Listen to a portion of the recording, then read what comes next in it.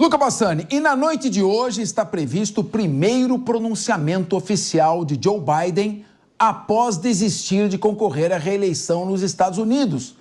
Luca, qual a tua expectativa sobre esse discurso? Muito choro, muito lamento ou um discurso mais ufanista para tentar levantar o astral do eleitor democrata?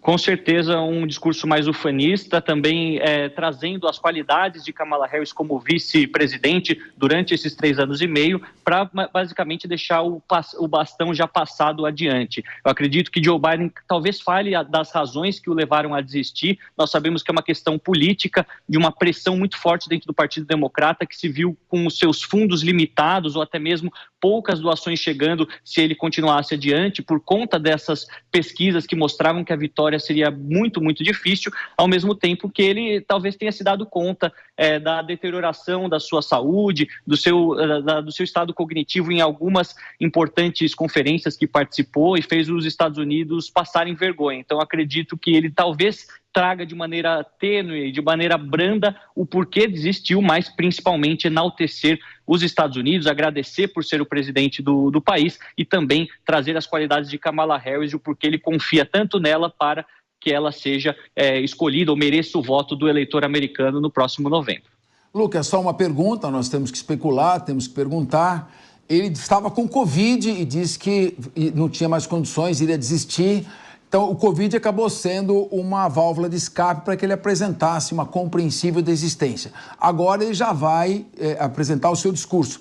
Há notícias sobre se ele já se recuperou do Covid, qual era a base fática dessa doença, se foi mesmo ou não. Claro que nós estamos só perguntando o que você ouviu por aí. Não, a gente sabe que o Biden estava no estado de Nevada, em Las Vegas, que também é um estado pêndulo, para fazer uma aparição em um dos eventos, lá um dos seminários, comícios, e foi diagnosticado a noite anterior do evento e desde então foi retirado da campanha e também dos holofotes para poder se tratar, para poder se cuidar em relação ao Covid. Por enquanto não saiu nenhum tipo de protocolo dizendo se ele se curou ou não. Ele talvez faça o discurso da sua própria casa, mantendo o distanciamento social, vai se encontrar com outras pessoas, com outros importantes chefes de governo, por exemplo, o Netanyahu, que está nos Estados Unidos só nos próximos dias, mas, de fato, talvez esse momento tenha sido um bom momento para reflexão e também para ele receber telefonemas, receber visitas fora dos holofotes que o pressionaram e o fizeram, de fato, tomar essa decisão no domingo passado. É porque, Luca, há 22 horas atrás, sempre tem um motivo da gente perguntar, né? Ele testou negativo há 22 horas atrás. Sim, então, existe claro, uma especulação, porque foi um Covid politicamente que lhe deu condições de fazer a recusa. Você explica junto com essa outra pergunta que eu quero te fazer. Enquanto o Partido Democrata, Luca, não está batendo martelo sobre o nome de Kamala, e vai bater, você já antecipou, Trump corre para cumprir as suas agendas de campanha. Como é que estão essas agendas, Luca? Essas agendas estão bastante cheias. Nós sabemos que onde Donald Trump vai, ele acaba enchendo os comícios. Isso também acontece para os democratas. Eles têm uma base muito forte em cada um dos seus respectivos estados. Ele seguiu em campanha depois da convenção em Wisconsin, né, na cidade de Milwaukee, para Carolina do Norte, que é um estado um pouco mais republicano do que os demais estados pêndulo, mas também muito importante garantir que esse estado esteja já na conta dos delegados republicanos, e ele já começou a partir para o ataque direto a Kamala Harris, as suas políticas, dizendo também que os democratas fugiram do processo democrático legítimo, né, de votar e colocar como candidato a presidente aquela pessoa que foi escolhida no sistema das prévias. É importante mencionar que cada um dos partidos tem um sistema de prévias, onde candidatos republicanos entre si competem pela vaga e candidatos democratas entre si competem pela vaga. Trump competiu contra diversos candidatos, mais notoriamente Ron DeSantis, governador da Flórida, também Nikki Haley, o Vivek, outro empresário, e acabou ganhando essa nomeação, enquanto que Joe Biden também participou dessas primárias, ganhou mais de 14 milhões de votos, e agora, ao desistir, Trump e os republicanos argumentam que não seria democrático desvalorizar, deixar de lado o voto dessas 14 milhões de pessoas. O fato é que essas questões das convenções partidárias, muitas delas seguem aspectos mais da tradição do que estatutários, né, do que ter regras explicitamente escritas e definidas e que devem obrigatoriamente ser seguidas, até mesmo no âmbito federal, não é uma justiça eleitoral a ponto de controlar cada uma dessas coisas, e o partido vai acabar tomando a melhor decisão que encontrar como sendo aquela eleitoralmente mais viável. Portanto, eles sabiam que Joe Biden não tinha condições de ganhar ou até mesmo de conduzir a campanha por mais 4 meses, e Kamala Harris foi o nome que naturalmente ascendeu essa posição e tem trazido mais energia ao partido, aos eleitores, que têm se mobilizado, inclusive doando muito dinheiro. Ela, em apenas 24 horas, 48 horas, 2 dias, fez mais de 100 milhões de dólares em doações individuais dos democratas à sua campanha. A verdade é que até novembro there is a long road. Vamos agora abrir aqui para fazer o nosso comentário. Nós temos aqui, o Luca Bassani, você que é um dos melhores, para mim o melhor correspondente internacional da televisão brasileira. Nós temos aqui um dos maiores especialistas em direito eleitoral do Brasil, que é o professor Dr. Cristiano Vilela. Ele vai fazer o seu comentário, nós vamos girar aqui na mesa e aquilo que a gente enaltece. Os comentários aqui são comentários que trazem informação para o nosso espectador. Cristiano Vilela, vamos girando a roda dos debates. Você. É isso aí, Capês, muito obrigado, uma boa tarde a você, boa tarde aos amigos aqui da mesa e todos que acompanham Linha de Frente aqui na Jovem Pan. Olha, estamos vendo aí as primeiras movimentações da agora candidata, pelo menos tudo indica, ainda não está formalizado, mas com tudo já realmente encaminhado para essa grande movimentação da candidatura da atual vice-presidente na condição de candidata à presidência dos Estados Unidos, Kamala Harris. Você vê, e aí nós temos esse anúncio, esse momento inicial, com um anúncio de uma grande arrecadação de recursos. Nos Estados Unidos, essa questão da arrecadação de recursos é algo extremamente importante e que marca fortemente o processo eleitoral. Você vê que nós tivemos a escolha de Kamala Harris, naturalmente, claro, por as suas virtudes, é a atual vice-presidente dos Estados Unidos, mas também pelo fato de que somente ela poderia ter acesso ao fundo eleitoral, às arrecadações que já foram feitas referente à candidatura de Joe Biden. Por quê? Porque essas arrecadações, elas são feitas em nome da chapa. Havendo uma troca, uma substituição para Kamala Harris, que já fazia parte dessa chapa, a chapa dos democratas, ela conseguirá manter o acesso a esse recurso que fica próximo de 100 milhões de reais, um valor bastante, 100 milhões de dólares, um valor bastante significativo. Agora, nesse sentido, se fosse um outro nome, aí sim, aí esse valor não poderia ser aproveitado no processo eleitoral. Então, esse é um fator bastante importante e nós temos agora um fato que está sendo colocado, essa arrecadação rápida de um valor muito significativo, que vem justamente no sentido de chamar a atenção, de mostrar para o eleitorado a força e a pujança de Kamala Harris. Havia no eleitor democrata um certo desânimo, um certo baixo astral, até um certo clima de já ganhou em relação a Donald Trump, justamente por conta, claro, dos atributos, da popularidade, da força política do ex-presidente americano, mas especialmente pela fragilidade do candidato democrata. Esse anúncio, numa forma robusta, com uma grande arrecadação, ele vem a querer transmitir para o eleitor dos Estados Unidos que é uma candidata viável. É uma candidata viável para brigar, para guerrear fortemente com o ex-presidente americano. E quando se fala de uma candidatura viável nos Estados Unidos, um aspecto importantíssimo é o da arrecadação eleitoral. Então, nesse sentido, Kamala Harris vem se anunciando, trazendo o seu nome, no sentido de tentar embaralhar o jogo e de colocar para esse eleitorado importante americano, que esse setor da política local, ele tem um representante que vem brigar forte contra Donald Trump. Agora eu pergunto para o Henrique Kriegner, será que esses 100 milhões de dólares refletem o prestígio da nova potencial candidata Kamala Harris?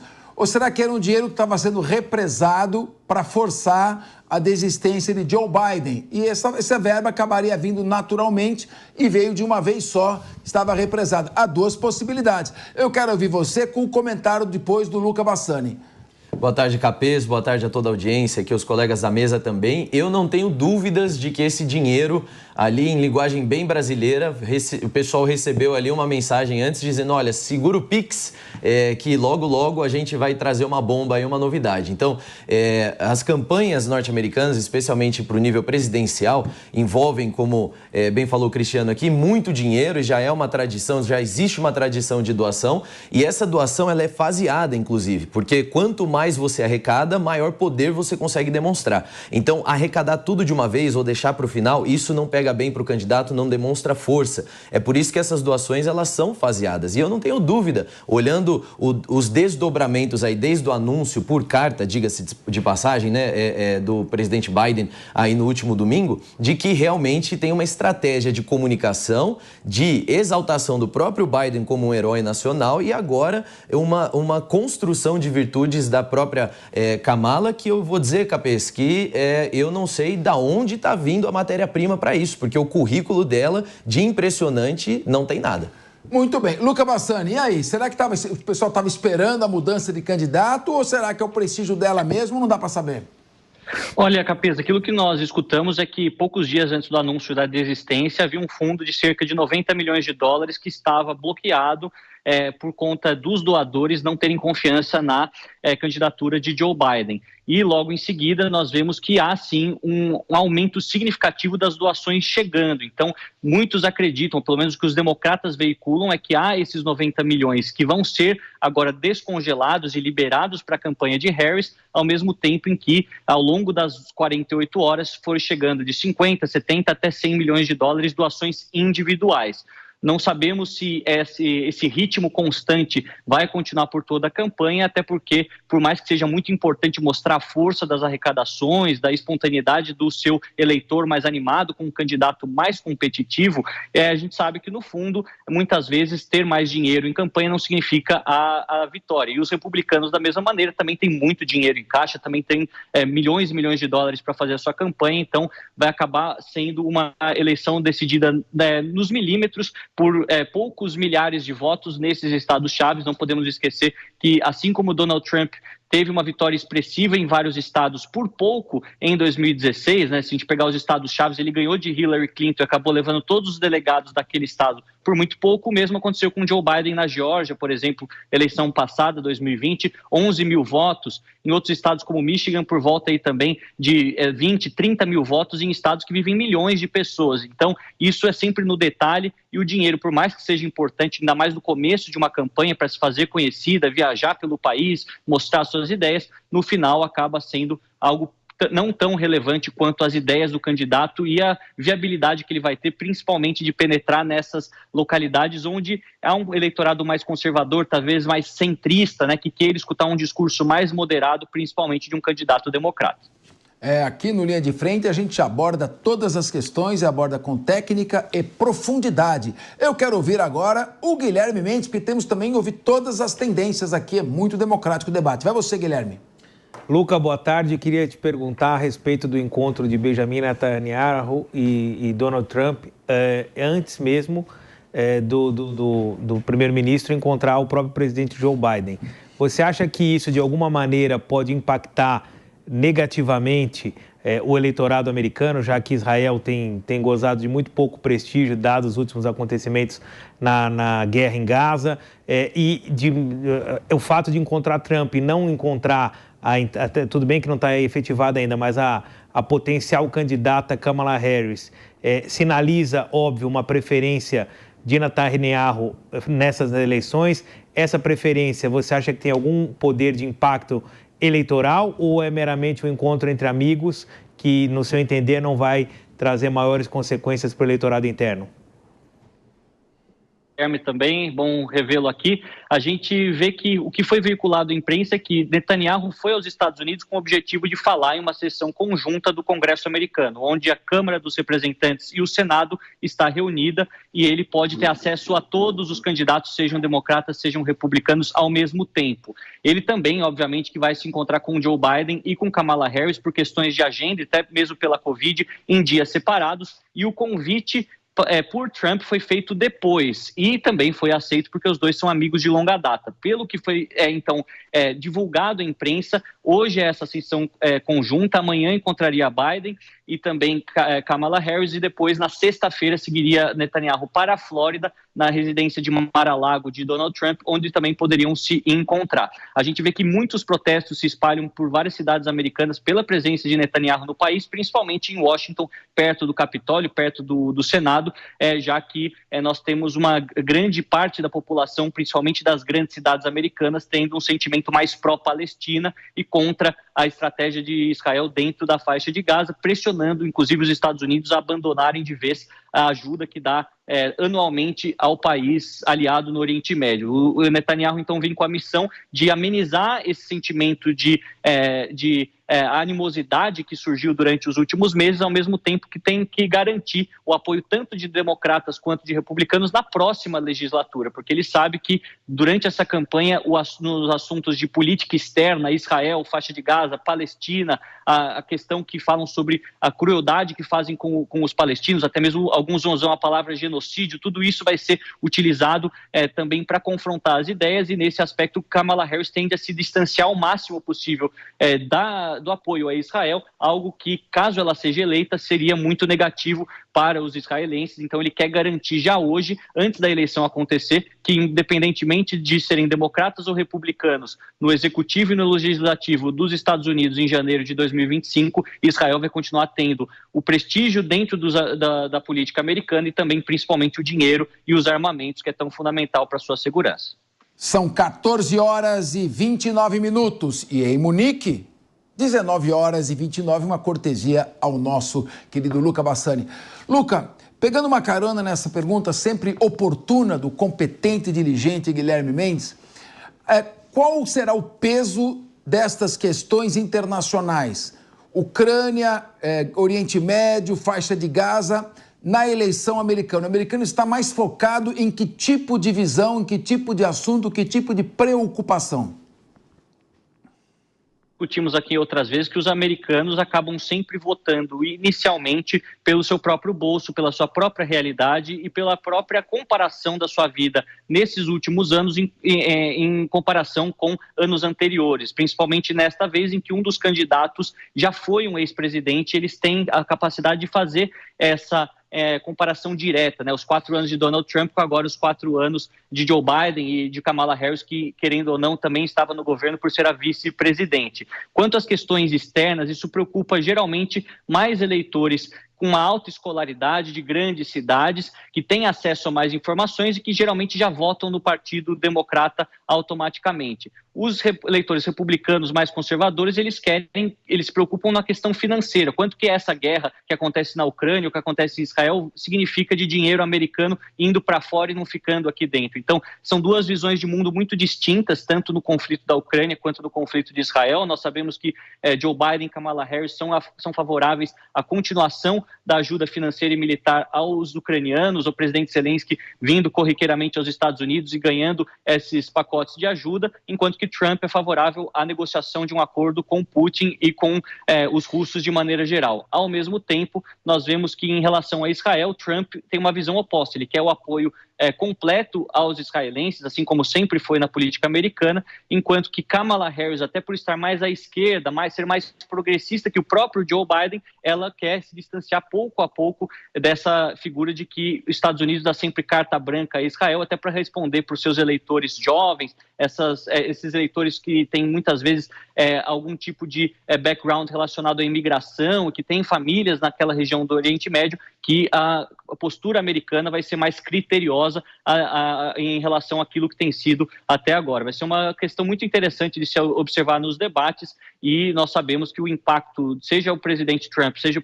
a presidente Harris, será grande em todo o mundo, já que nós sabemos que as cadeias hoje produtivas estão entrelaçadas e os Estados Unidos têm tanto poder de decisão nesse aspecto. Ô Lucas, sabe por que eu te perguntei? Tem um filme que muito bom, filme de terror, de 1995, chamou Os 7 Crimes Capitais. Era o Kevin Spacey, o detetive William, vivido por Morgan Freeman, Brad Pitt, Gwyneth Paltrow. E ali, o detetive mais experiente, vivido, mais velho, Morgan Freeman, aconselhando o então jovem detetive vivido por Brad Pitt. Ele dizia: nós não queremos heróis, o povo não quer herói, o povo quer comer cheeseburger e assistir jogo de beisebol. Ficou na minha cabeça para fazer essa pergunta. Agora, vamos ouvir aqui a nossa querida delegada, Raquel Galinatti, que tem o seu comentário a fazer. Ela aqui, uma mulher vibrante, forte, policial temida e respeitada. Boa tarde a todos os telespectadores, aos meus amigos de bancada e ao sempre mestre Fernando Capês, professor. Eu acredito que agora, em 2024, Kamala Harris tem um cenário muito mais favorável do que teve em 2020 para se consagrar ali a candidata democrata.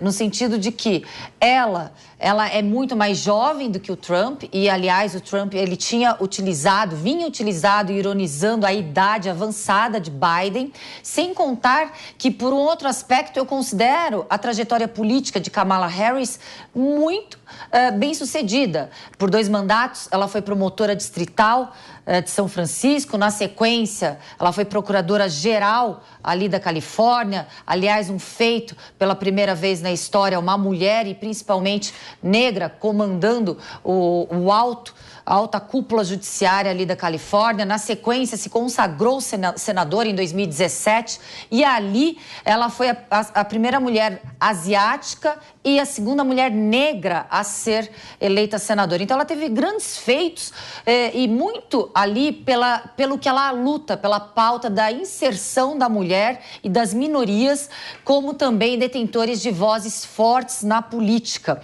E tem outro aspecto também, em pesquisas encomendadas por veículos de comunicação lá nos Estados Unidos, ela figura despontando entre justamente essa camada, a preferência dela pelos jovens, pelas mulheres, pelos asiáticos, negros, pelos imigrantes, pelos latinos e também por aqueles que são independentes, para aqueles que não têm um apego, não são ligados nem aos democratas e nem aos republicanos. Então ela tem uma grande chance sim de ser consagrada a candidata democrata. Muito bem. Luca Bassani, uma última questão, pegando até carona na doutora Raquel Galinatti. Ela atrai um público, como a doutora Raquel disse, progressista, que é o público localizado basicamente, principalmente na Califórnia e localizado em Nova York. No que isso agregaria? Os democratas não precisariam de um candidato um pouco mais conservador para tentar no meio oeste americano, questão do centro-oeste, a própria Flórida, que já acena sempre em direção aos republicanos, como essa composição do perfil da Kamala Harris, que vai atrair um público que já está com os democratas. Queria que você fizesse uma análise e considerando também, claro, as questões aqui colocadas pela Raquel Galinatti, que podem também somar para Kamala Harris. Então, Capês, é importante dizer que Kamala Harris, durante a campanha de 2020, foi uma pré-candidata, mas não conseguiu nenhum estado. Inclusive, desistiu da campanha antes de terminar. Ficou em primeiro lugar o Joe Biden, que ganhou a nomeação do partido. Em segundo lugar, o senador Bernie Sanders. E também Elizabeth Warren, que também é bastante progressista, num caminho muito parecido com Kamala Harris. Eu acredito que esse eleitorado, para quem ela fala mais diretamente, já é um eleitorado naturalmente, um eleitorado democrata, que mesmo contrariado, mesmo não achando que a política de Biden na Ucrânia, ou em Israel, ou em Gaza, não é correta, votariam em Biden porque desgostam Trump de uma maneira muito maior. Então, eu acredito que a escolha do vice vai ser fundamental para poder arrematar essa campanha e trazer consigo votos essenciais dessa população suburbana e rural de estados-chave. Muitos dizem que eles acreditam que o candidato a vice deva ser um homem branco, já tradicional, pertencente ao Partido Democrata, alguém que já tem uma carreira estabelecida, seja já conhecido, mas que possa fazer esse contraponto, assim como na eleição de 2020, Kamala Harris fez o contraponto a Joe Biden, um homem mais velho, experiente na política americana, 5 décadas, conhecido pela população americana, um homem branco, e ela, uma mulher também competente no seu trabalho, quanto procuradora-geral da Califórnia, mas que por ter tantos outros atributos, conseguiria somar dessas populações minoritárias que também também tem aumentado cada vez mais demograficamente nos Estados Unidos. Eu acredito que esse será um ponto crucial durante as próximas semanas e que os democratas querem arrematar, querem escolher o mais rápido possível para depois partir direto para o enfrentamento a Donald Trump, porque por enquanto eles estão, assim como na semana do atentado o assunto foi apenas Donald Trump, a convenção republicana, agora só se fala de Kamala Harris e de Joe Biden faz praticamente 5 dias e ela sabe que esse momento vai passar, então tem que se preparar para as tempestades que estão por vir daqui adiante. Meu querido Luca Bassani, só que essa questão da eleição norte-americana, ela deixa a gente muito tenso, porque ela é muito disputada. Será que vai dar Kamala? Será que ele é candidato ou não? Será que vai ganhar o Trump? É aquela eleição num grande país democrático em que existe realmente uma divisão. E isso é complicado.